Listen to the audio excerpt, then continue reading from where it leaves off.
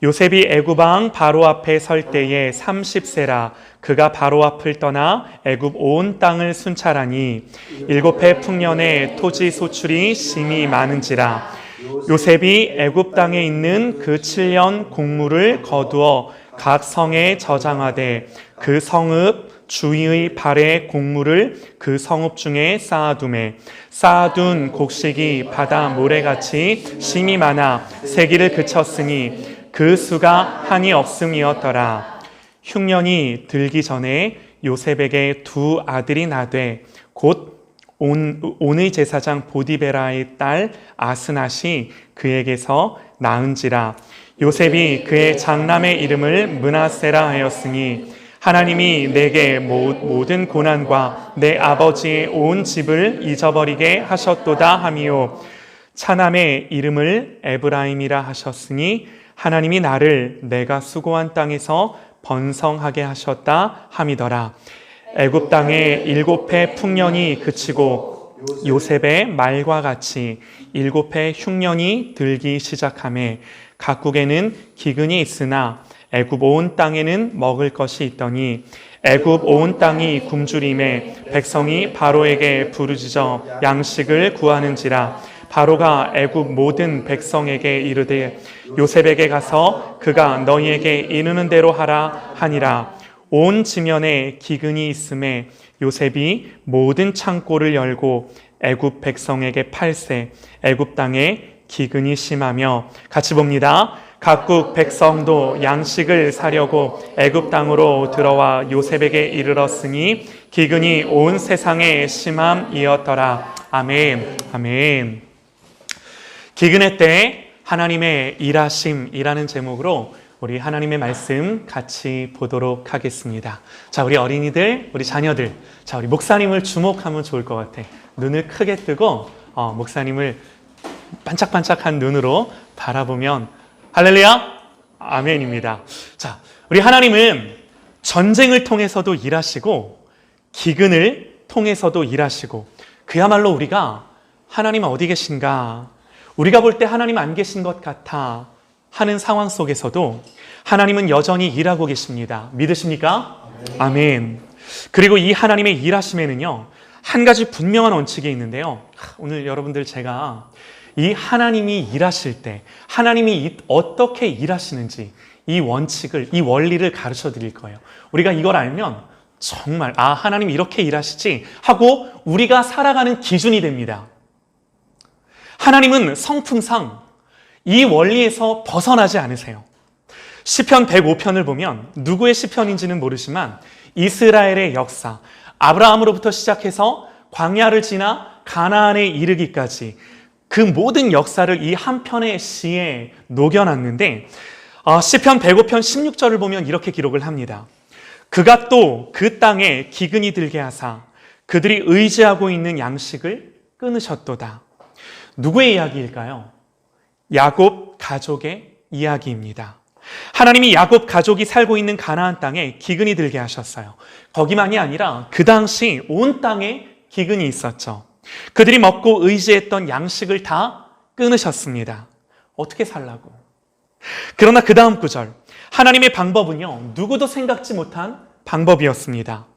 그가 한 사람을 앞서 보내셨으며 요셉이 종으로 팔렸도다. 하나님이 기근이 있기 전에 한 사람을 앞서서 보내셨답니다. 요셉이 애굽의 종으로 팔려간 이야기를 합니다. 여기에 하나님의 섭리와 일하심이 있는 거죠. 그러나 우리야 결론을 아니까 괜찮지만 그 당시 그 현장을 살던 사람들의 눈에는요, 그저 노예로 팔려가고 억울한 누명을 쓰고 죄수가 된 사건이죠. 그러나 하나님의 관점에서는요, 이것이 당신의 사람을 미리 보내신 사건이다라고 기록을 합니다. 그래서 성경은요, 이 모든 과정이 필요했던 이유를 한 문장으로 말씀을 하시는데, 곧 여호와의 말씀이 응할 때까지라 그의 말씀이 그를 단련하였도다. 그가 애굽에 팔려가고 죄수가 되고 노예가 되고 굶주리게 되고 기근이 닥치고 이 모든 어려운 과정을 겪어냈던 그 일들을 향하여 성경이 한 문장으로 이렇게 요약을 해요. 곧 여호와의 말씀이 응할 때까지라. 그의 말씀이 그를 단련하였도다. 여호와의 말씀이 응할 때까지.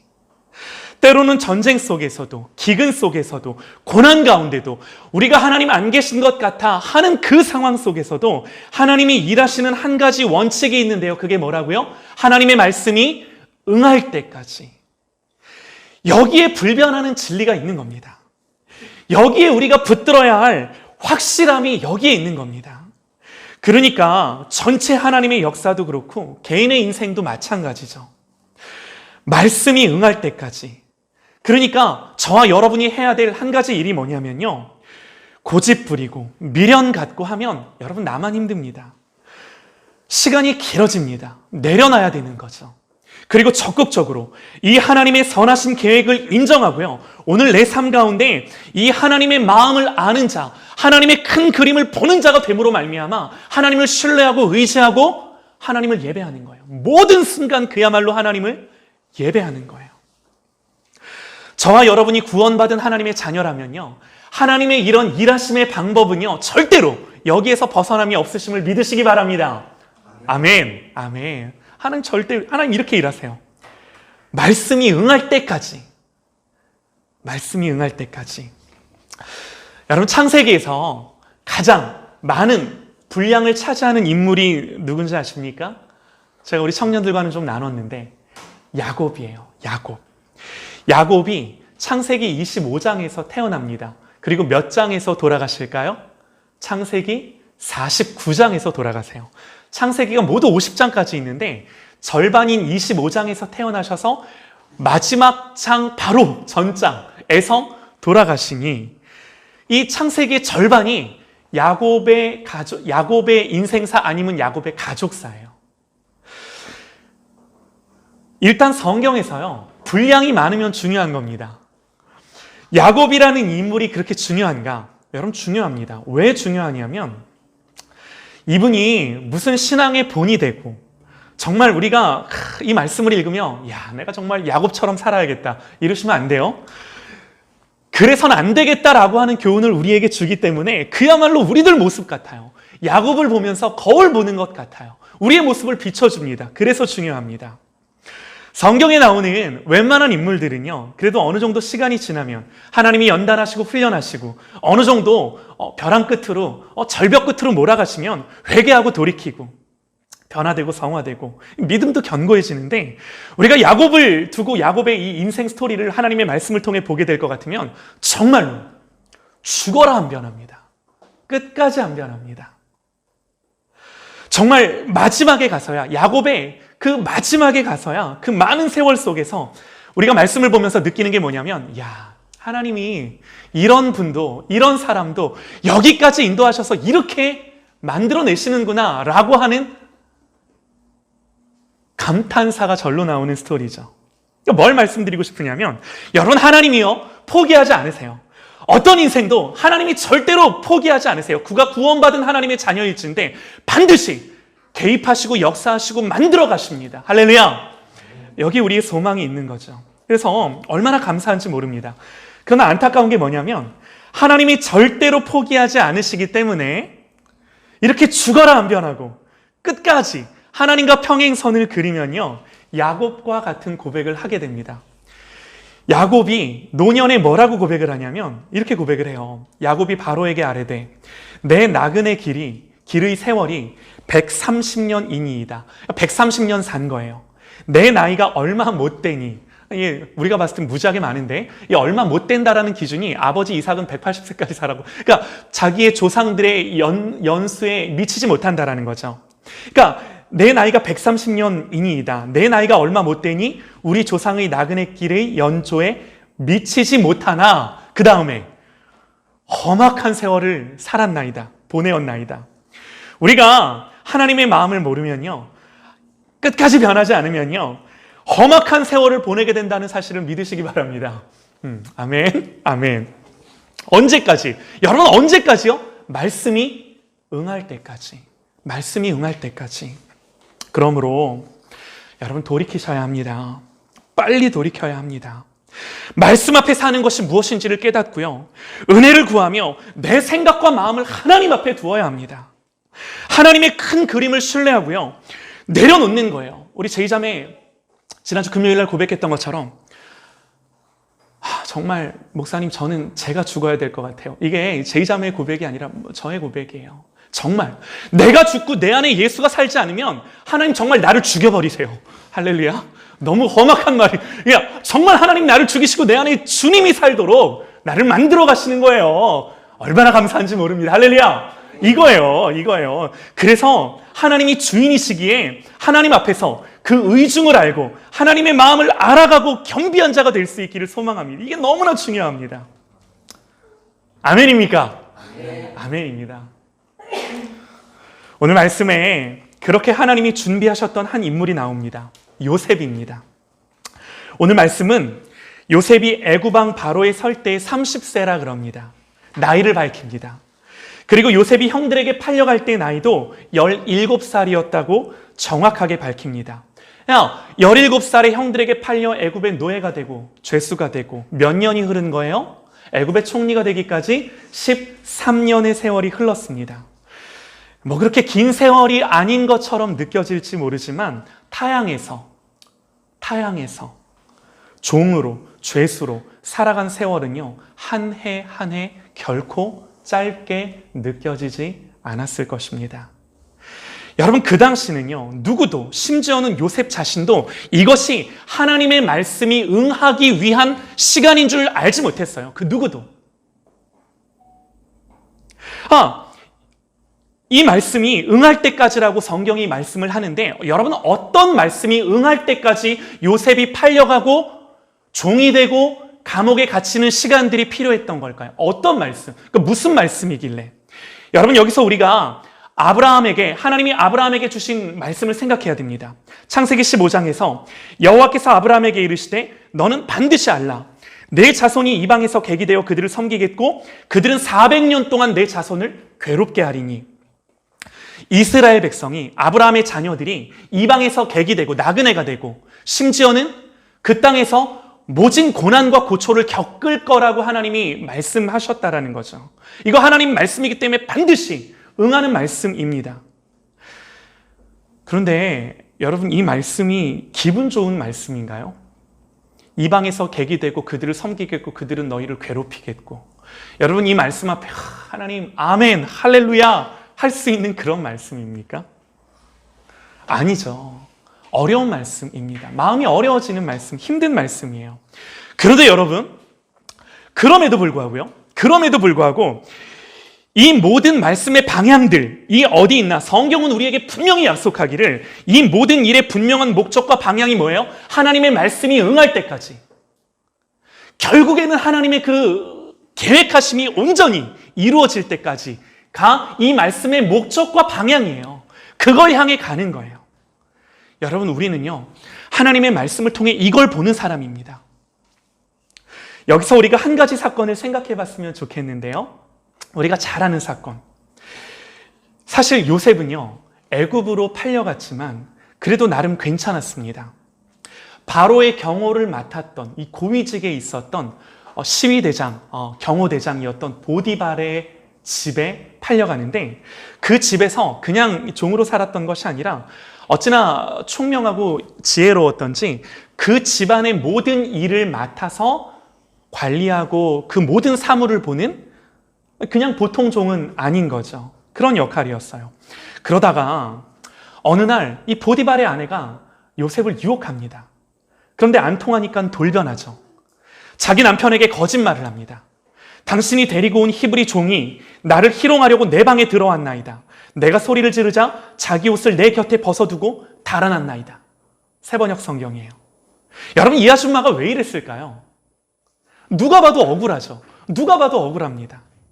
그러나 정확하게 말씀드리면, 잘 들어보세요. 정확하게 말씀드리면 하나님이 요셉을 억울하게 하셔서 누명 쓰게 하셔서 감옥 가게 하신 거예요. 여러분, 누가 이 말씀을 놓고 정말 아멘 그럴 수 있겠어요? 여러분 여기서도 오해는 하지 마셔요. 하나님이 보디발의 아내로 하여금 요셉을 유혹하게 하고 범죄하게 한 것이 하나님에게 원인이 있는 것은 아닙니다. 우리는 그렇게 말할 수 없어요. 이 사람은, 보디발의 아내는 자기 죄로, 자기 욕심으로 요셉을 유혹하고 범죄하고 누명씌우고, 그러나 여러분 우리가 여기서 반드시 인정해야 되는 한 가지 사실이 뭐냐면요, 요셉을 억울하게 했던 보디발의 아내의 배후에 누가 계세요? 하나님 계세요. 우리가 이거는 부인할 수 없는 거예요. 하나님이요, 이 죄악된 사건까지도 쓰셔서 악을 선으로 갚으시고 역전시키시는 하나님이심을 성경이 우리에게 증언하고 있는 겁니다.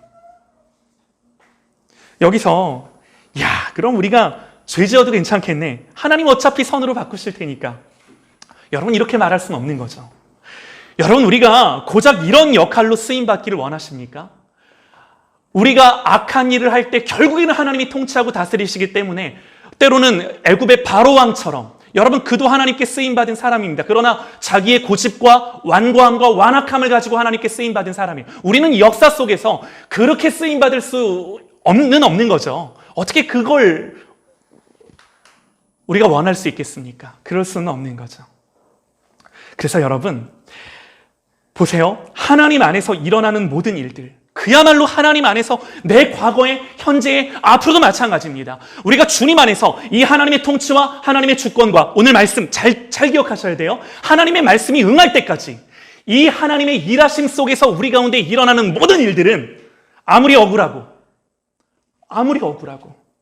아무리 가슴에 상처가 되는 일일지라도 한 가지 원리, 말씀이 응할 때까지, 때로는 나의 억울함도 상처도 아픔도 그 하나님의 말씀이 응할 때까지 하나님이 일하심을, 여러분 우리가 말씀을 통해 분명히 하나님을 믿을 수 있는 저와 여러분이 되시기를 소망합니다. 너무나 중요한 거예요.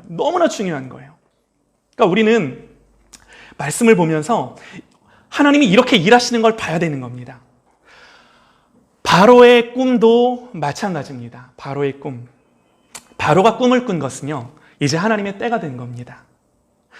우리는 사람이 꿈을 꾼 것이 뭐 그리 대수로운 일이겠는가 생각할지 모르겠지만, 잠언 말씀에 이렇게 기록을 합니다.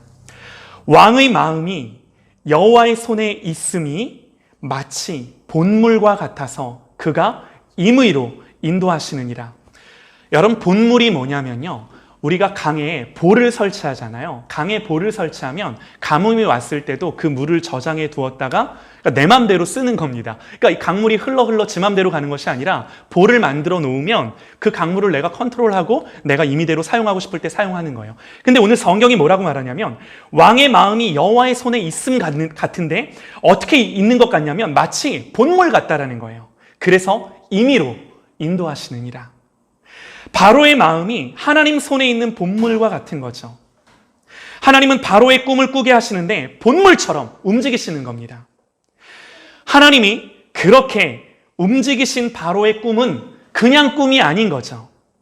앞으로 애굽에 일어날 일들에 대한 예언적인 꿈이었습니다. 그런데 중요한 것은요, 애굽 사람 누구도 애굽의 미래를 예언하는 그 꿈을 해석할 수 있는 능력이 없었어요. 여러분 성경은요, 애굽을 세상에 비유합니다.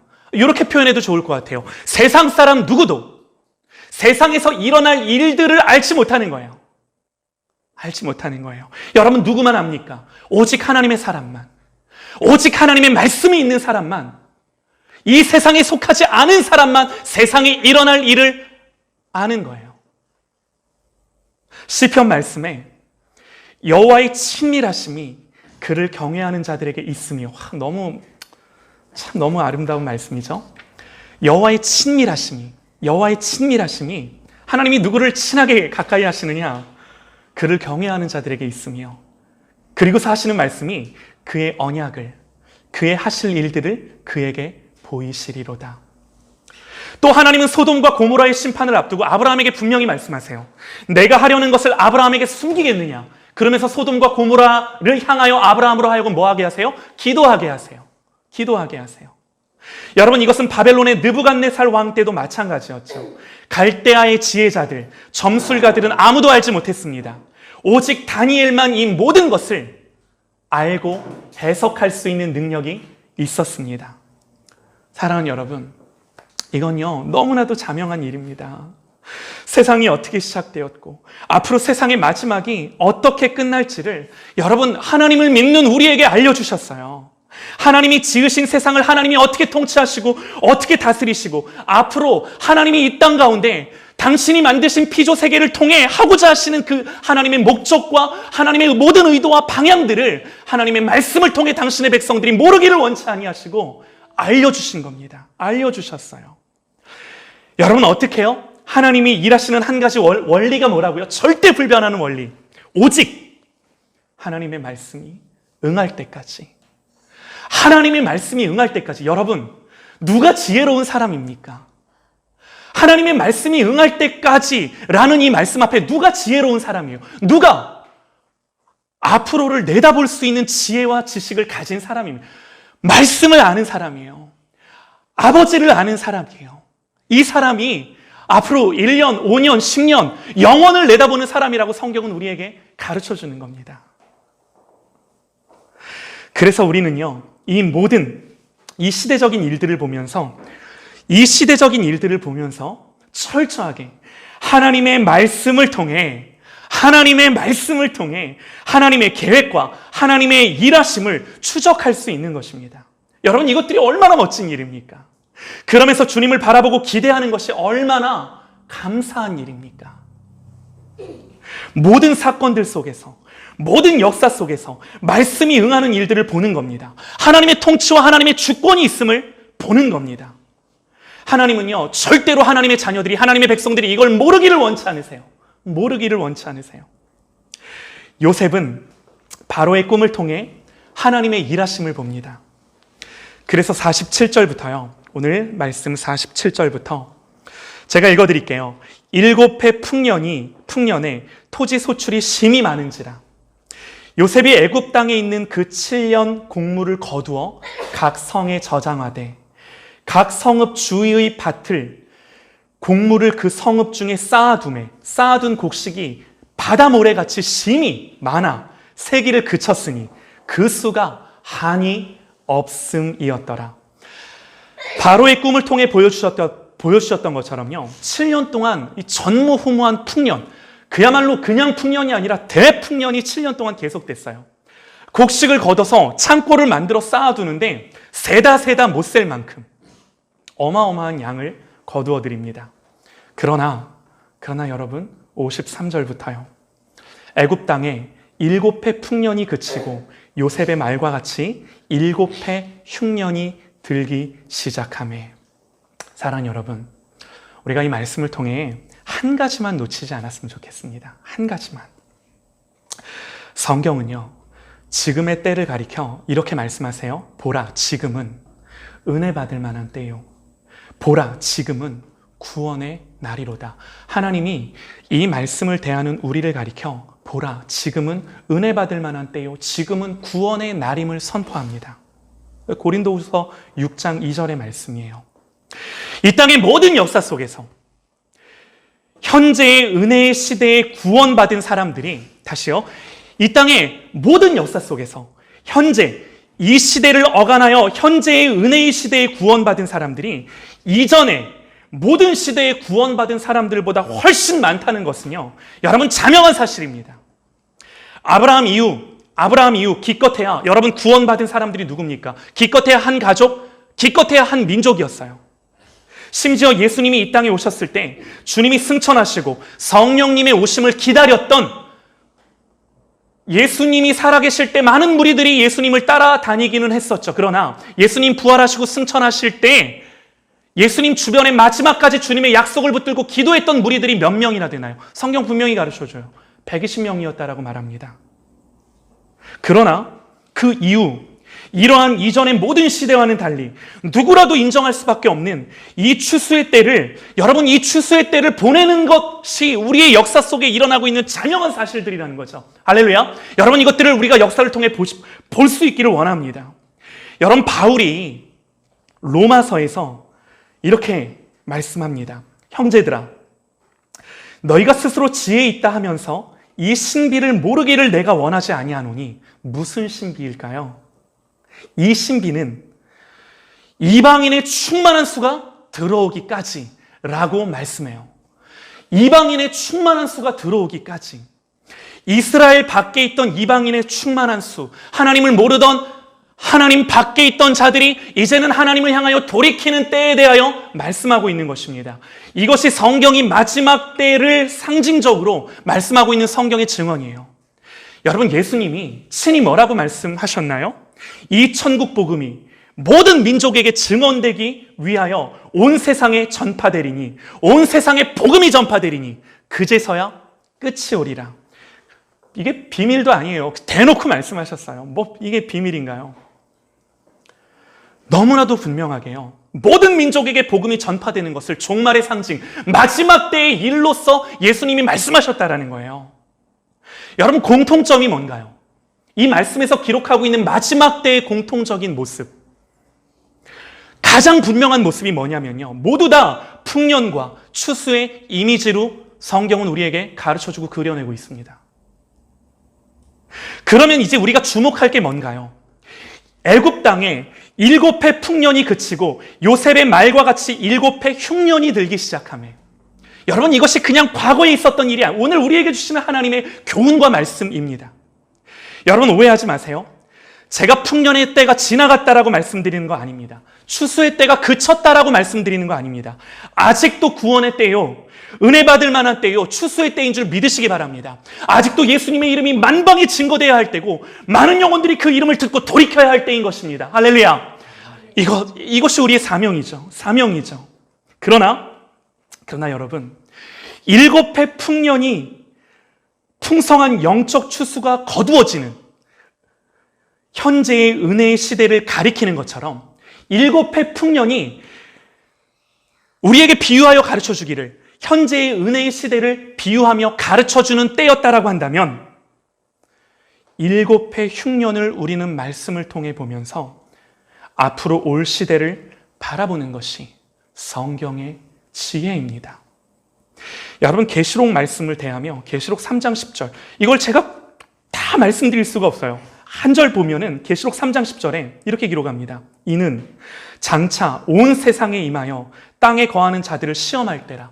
아직 이루어지지 않은 성경이 한 권 있다라고 한다면 그것은 예수님의 재림을, 주님의 다시 오심을 예언하는 계시록의 말씀일 것입니다.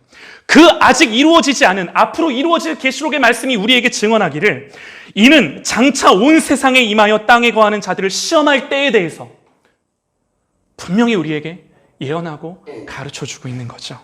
여러분, 아모스 8장에요, 주 여호와의 말씀이니라. 보라, 날이 이를지라.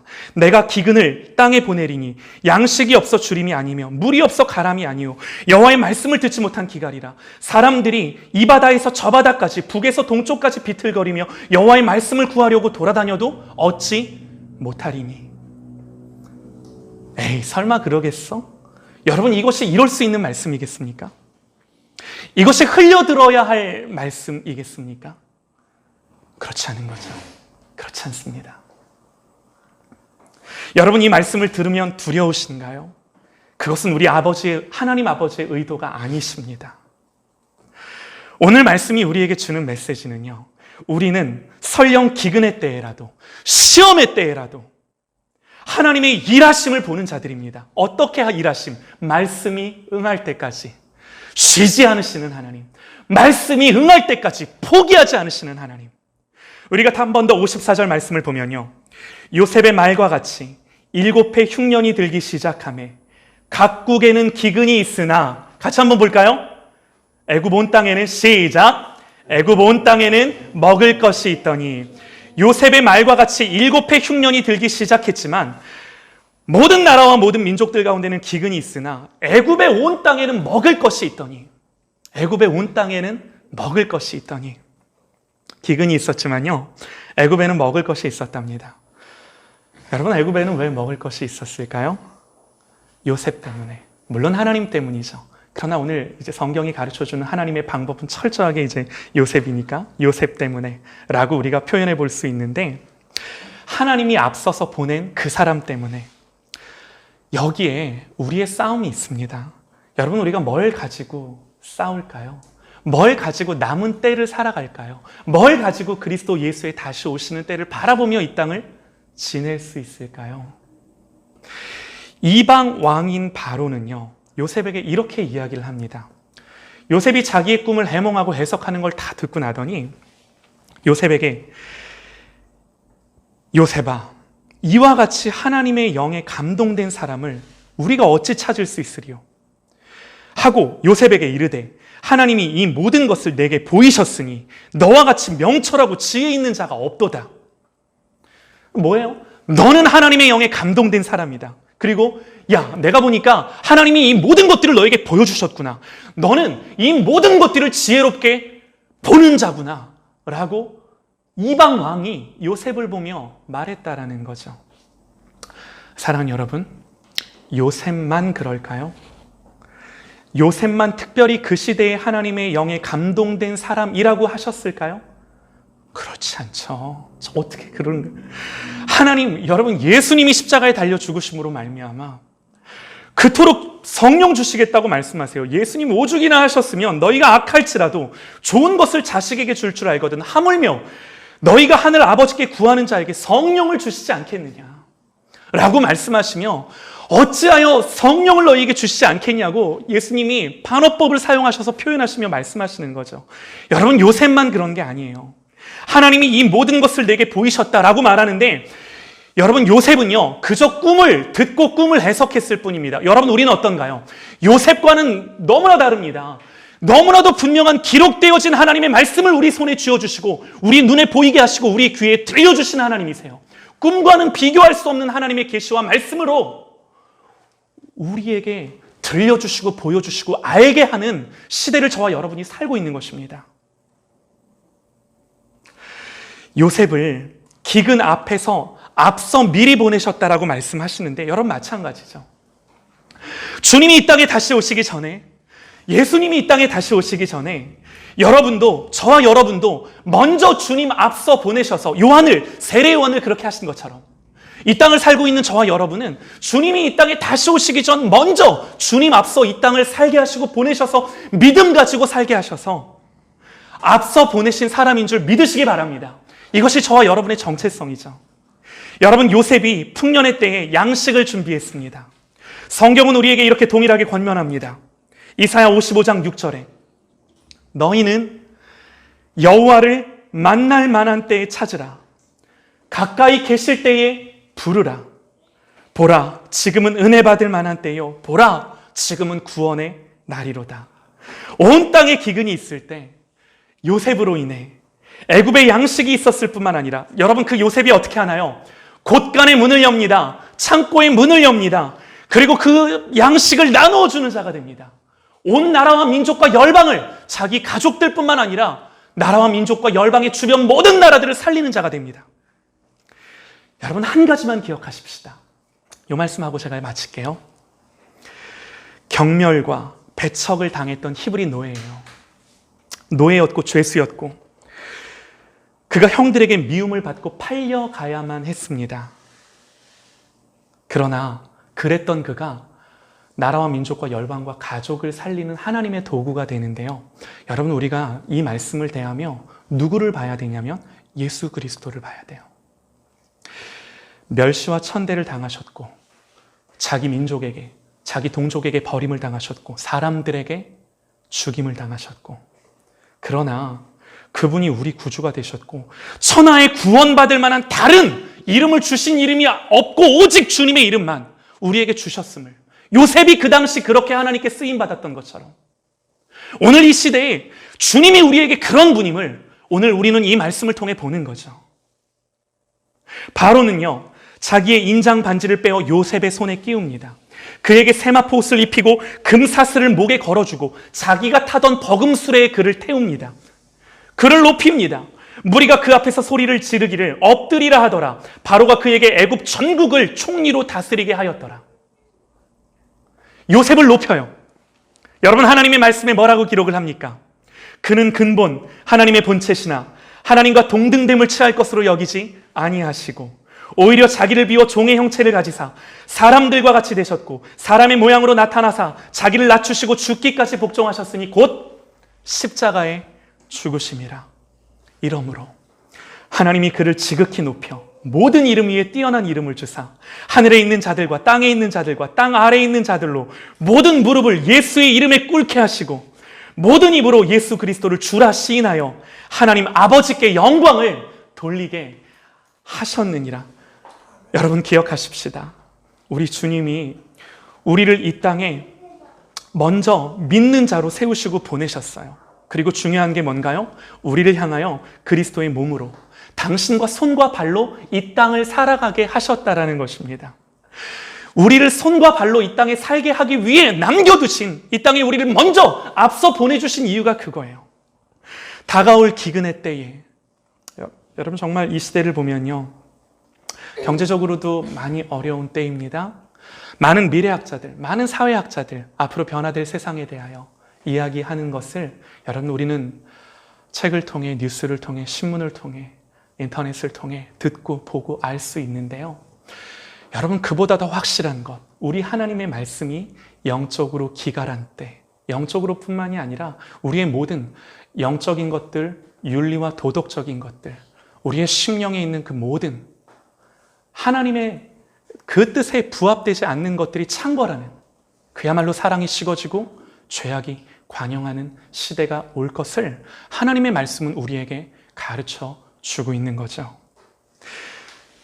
다가올 기근의 때, 이것은 역사적으로 그럴 뿐만이 아니라 한 사람의 인생을 놓고서도 우리가 인생을 살다 보면 기근의 때를 만나는 거예요. 우리의 종말의 때를 만나는 거예요. 그러나 여러분, 한 가지, 하나님이 어떻게 일하신다고요? 말씀이 응할 때까지. 하나님의 말씀이 응할 때까지. 여러분 우리의 형편과 우리의 상황이 어떠하더라도 우리가 믿는 살아계신 창조주 하나님의 말씀을 당신이 응하게 할 때까지 여러분 이 모든 역사의 주관자 되신 하나님이 통치하시고 다스리심을 분명하게 이 모든 역사 속에서 우리의 인생 속에서 볼 수 있는 저와 여러분이 되시기를 소망합니다. 그러므로 여러분 오늘을 사는 우리는요, 여호와를 만날 만한 때에 찾고 가까이 계실 때에 그를 부를 수 있는 저와 여러분들이 되시기를 소망합니다. 그래서 여러분 내 심령의 곳간에 하늘의 자원을 준비하는 저와 여러분 되시기를 소망합니다. 그리하여 기근의 때에 내 심령에 저장된 이 하늘의 자원들을 풀어냄으로 말미암아 이 시대와 세대와 나라와 열방을 살리는 하나님의 백성들, 하나님의 성도들, 하나님의 교회 될 수 있기를 주님의 이름으로 간절히 소망합니다. 기도하시겠습니다.